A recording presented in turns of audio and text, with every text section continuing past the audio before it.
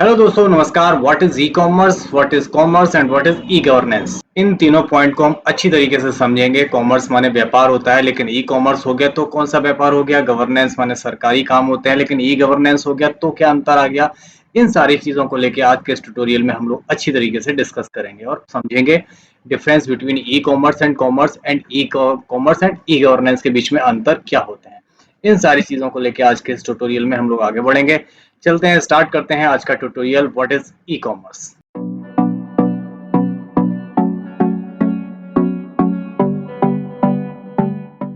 E commerce है क्या। E commerce, अब यहाँ पे ई कॉमर्स की पहले परिभाषा लिखी है, मैं पहले वो पढ़ के सुना देता हूँ, फिर हम आपको अच्छी तरीके से समझाने की कोशिश करेंगे। जिस ई कॉमर्स, जैसे इलेक्ट्रॉनिक कॉमर्स, यानी इसका अगर फुल फॉर्म हो गया तो ई फॉर इलेक्ट्रॉनिक, कॉमर्स माने कॉमर्स। इलेक्ट्रॉनिक कॉमर्स या ईसीबी कहा जाता है। इंटरनेट के माध्यम से वस्तुओं की और सेवाओं की खरीद और बिक्री के लिए यह यूज होता है। ये मूल रूप से ऑनलाइन शॉपिंग करना है, जहां पर आप वेबसाइट या मोबाइल ऐप्स के जरिए उत्पाद ब्राउज कर सकते हैं, अपने कार्ट में डाल सकते हो और सुरक्षित रूप से भुगतान करके उन्हें अपने सीधे घर पर मंगवा सकते हैं। ये तो हो गया ई कॉमर्स। अब समझ लेते हैं कॉमर्स और ई कॉमर्स में अंतर है क्या, दोनों एक्चुअली में है क्या। कॉमर्स माने होता है व्यापार, सिंपल। कॉमर्स का जो हिंदी शब्द है वो है व्यापार, बिजनेस या उद्योग। ये सारी चीजें कॉमर्स के सिनोनिम्स में आते हैं। अब व्यापार में क्या होता है, किसी का भी, चाहे वो फुटकर व्यापार हो, थोक का व्यापार हो, गली मोहल्ले का व्यापार हो या बड़ा शहर का व्यापार हो, व्यापार में होता क्या है, व्यापार में चीजें खरीदी और बेची जाती हैं। दोनों चीजें होती हैं। व्यापारी भी किसी से, बड़े व्यापारी से माल खरीदता है और व्यापारी से छोटे कस्टमर लोग माल खरीदते हैं, सामान खरीदते हैं। वही व्यापार होता है।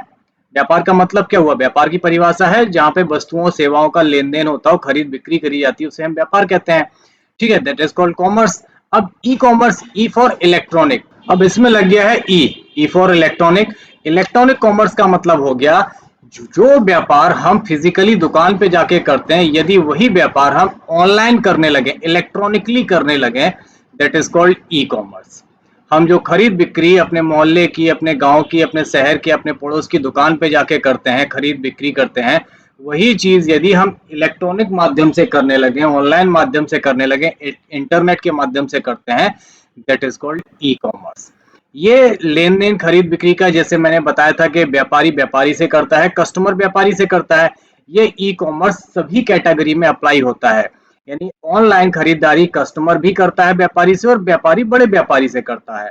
आप चीजें खरीदते हो, आप उसका ऑनलाइन भुगतान करते हो, आप चीजें अच्छी तरीके से मंगवाते हो, ये सारी की सारी चीजें आप जैसे फिजिकली करते हैं वैसे ही आप इलेक्ट्रॉनिक कॉमर्स या ई कॉमर्स में भी कर सकते हैं। कुल मिला के मतलब ये हुआ कि वही व्यापार, वही बिजनेस जैसे ऑनलाइन किया जा सके, that is called e commerce.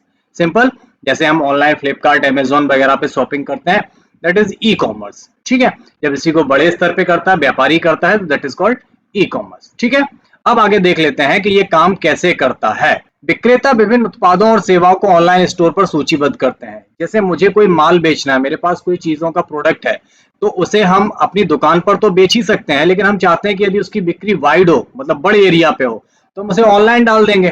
भाई जैसे मान के चलते हैं कि मैं एक शहर में बैठा हूँ, मैं लखनऊ में बैठा हूँ और लखनऊ का मेरा दुकान का सामान दिल्ली वाले लोग खरीदें, तो क्या संभव है? नहीं संभव है। लेकिन कोई तरीका तो होगा कि लखनऊ वाले दुकान का सामान दिल्ली वाले भी खरीदें। हाँ, एक तरीका है, that is called online system. आप ई कॉमर्स पे कन्वर्ट हो जाइए, आप अपने प्रोडक्ट को ऑनलाइन डाल दीजिए, तो पूरे देश में, पूरी दुनिया में लोग उसको खरीद सकते हैं। हम लोग भी यही करते हैं फ्लिपकार्ट पे। हम कभी झारखंड से मंगवाते हैं, कभी कोलकाता से, कभी बेंगलोर से, कभी दिल्ली से, कभी राजस्थान से, कहीं से भी हमारे पास सामान आता है। That is the benefit of e commerce. ठीक है। खरीदार इन स्टोर्स को ब्राउज करते हैं, उत्पाद की जानकारी पढ़ते हैं, चित्र देखते हैं और उनकी तुलना करते हैं। सिंपल, सारा सिस्टम वही होता है जो हम दुकान पे जाकर करते हैं। दुकान पे शर्ट खरीदते हैं तो हम शर्ट निकलवाते हैं, शर्ट का कपड़ा देखते हैं, पैसे मोल भाव करते हैं, सारी चीजें होती हैं। बस ऑनलाइन पे थोड़ा सा सिस्टम है कि आप उन्हें फिजिकली टच नहीं कर सकते, लेकिन उसके बारे में सारी जानकारी आपको मिल जाती है। कंपैरिजन कर सकते हैं, आप विभिन्न अलग अलग प्रकार के प्रोडक्ट देख सकते हो, उनमें से पसंद करके आप कोई सा भी एक प्रोडक्ट खरीद सकते हैं। That is works in e commerce. ठीक है। एक बार कोई खरीदार किसी उत्पाद को खरीदना चाहता है तो उसे अपनी कार्ट में जोड़ते हैं, चेकआउट करके प्रक्रिया करते हैं। भाई सिंपल है, आपने सारा खरीद लिया, उसे अपने कार्ट में डाल लिया और पेमेंट किया, आपके पास घर पे आ जाता है वो बाई डिलीवरी के द्वारा।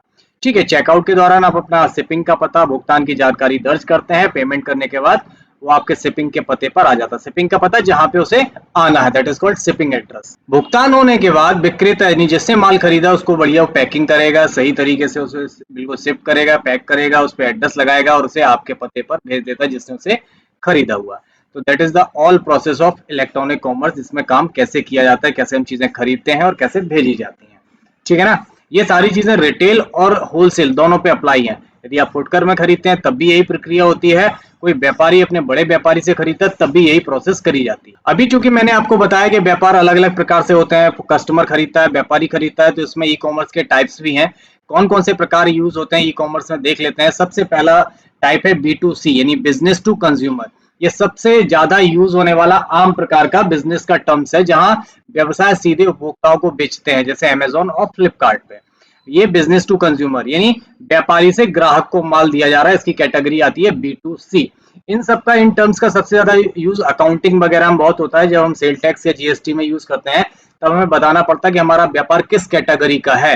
यदि आप अपना माल कस्टमर को बेचते हैं तो वो किस कैटेगरी में आएगा, B2C कैटेगरी में, यानी व्यापारी से कस्टमर डायरेक्ट माल ले रहा है, that is called business to customer यानी B2C। अगला इसका एग्जांपल है C2C। C2C का मतलब है कस्टमर टू कस्टमर यानी कंज्यूमर टू कंज्यूमर। यहाँ पे कंज्यूमर भी कह सकते हो, कस्टमर भी कह सकते हो, कोई अंतर नहीं है इसमें। कंज्यूमर कंज्यूमर से यानी ग्राहक दूसरे ग्राहक को माल बेचता है, इसमें कोई कंपनी का माल नहीं, माल बीच में नहीं होता है, यानी दुकानदार से माल नहीं खरीदना। जैसे इसका एग्जांपल है OLX eBay। अब OLX eBay पे क्या होता है, आपको अगर याद होगा तो OLX पे पुराना माल बेचा जाता है, eBay पे पुराना माल बेचा जाता है। अब मैं एक एग्जांपल देके यहाँ पे समझाता हूँ। मेरे पास एक गाड़ी है, पुरानी है, मेरे पास एक अल्टो 800 गाड़ी है, ठीक है, मैं उसे बेचना चाहता हूँ। तो भैया तुरंत अभी समाज में क्या होता है कि भैया मैं मोहल्ले पड़ोस में, गांव वालों से, शहर में आसपास में कहूंगा कि भाई मेरी गाड़ी बिकाऊ है, आप लोग खरीद लो। दूसरा तरीका क्या है कि मैं उसको OLX पे डाल दूंगा, तो भाई बाहर के लोग भी खरीद सकते हैं। तो गाड़ी किसकी है, एक कस्टमर की है, और खरीदने वाला कौन है, वो भी दूसरा कस्टमर है। That is called C2C। Clear, समझ में आ गया C2C क्या होता है। अगला बिजनेस मॉडल है इसमें B2B यानी बिजनेस टू बिजनेस। इसमें एक व्यवसाय दूसरे व्यवसाय को उत्पाद या सेवाएं बेचता है। उदाहरण के लिए थोक व्यापारी आपूर्ति करता। सपोज दैट मेरी एक दुकान है जिसमें मैं कपड़े बेचता हूं, तो मैं कपड़े घर पे तो बना नहीं सकता हूं, मुझे भी किसी बड़े व्यापारी से खरीदना होगा। तो मैं एक छोटा व्यापारी हूं जो अपने दुकान के लिए किसी थोक व्यापारी से माल खरीदूंगा। दैट इज कॉल्ड B2B यानी व्यापारी से व्यापारी ने बिजनेस किया, यानी बिजनेस टू बिजनेस कैटेगरी होती है ये। ठीक है, यानी फुटकर विक्रेता, रिटेल विक्रेता एक थोक विक्रेता से माल खरीद रहा है। ठीक, दैट इज कॉल्ड B2B।